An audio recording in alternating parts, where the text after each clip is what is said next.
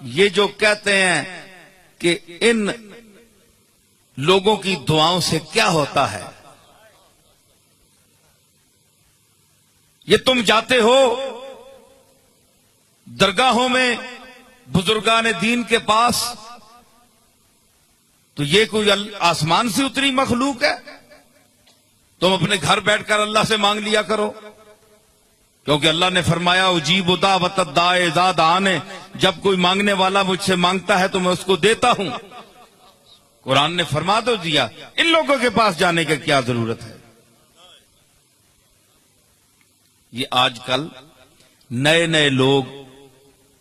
نئے لوگ پیدا ہو گئے، نئے نئے مسلک پیدا ہو گئے، نئے نئے طریقے پیدا ہو گئے، جو علم میں کم لوگ ہیں ان کو ورغلاتے ہیں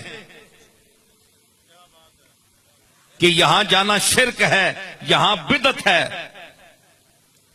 بھئی یہ لوگ تو کچھ عرصہ کی پیداوار ہیں،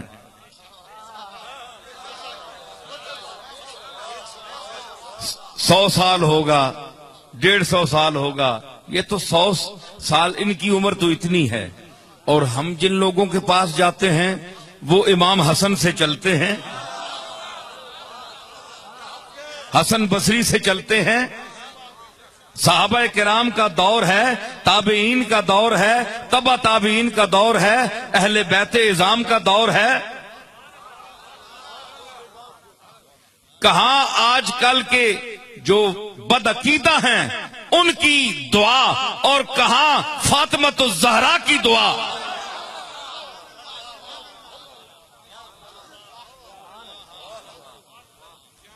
بڑا فرق ہے، زمین آسمان کا فرق ہے، سمجھ آئی نا؟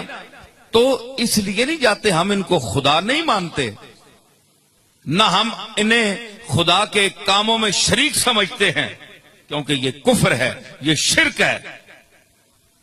اللہ کا مقبول سمجھ کر ہم تو یہ ہے کہ ان کے جو دنیا سے چلے گئے ہیں ان کی قبور پر جا کر، قبروں پر جا کر اللہ سے مانگیں۔ مانگنا اللہ سے ہے کہ ہم نے ان کو اپنے سے اچھا سمجھا ہے، اگر تیرے کاغذوں میں یہ ٹھیک ہیں تو ہماری مغفرت فرما ان کے صدقے میں، کہ ہم ان کی قبر پر آئے ہیں، اور اگر ان میں کوئی کمی رہ گئی ہے تو ہم نے یہ قرآن مجید پڑھا ہے، ہم ان کے ایصال ثواب کرتے ہیں، تو ان کو پہنچا اور ان کے خطاؤں کو معاف فرما اور ان کے درجات کو بلند فرما۔ یہ طریقہ ہے۔ فرمایا نا، حضور نے فرمایا کہ میں پہلے تمہیں قبرستانوں میں جانے سے منع کرتا تھا، لیکن اب جایا کرو قبرستانوں میں، فَإِنَّهَا تُذَكِّرُ الْمَوْتِ، اس لیے کہ قبرستان میں جانا موت کو یاد دلاتا ہے۔ ٹھیک ہے نا؟ تو اس لیے کچھ ایسا طبقہ ہے جن کی دعا قبول ہوتی ہے، جن کی دعا قبول ہوتی ہے، اس کے لیے پاکیزگی چاہیے، پاکیزگی عمل چاہیے۔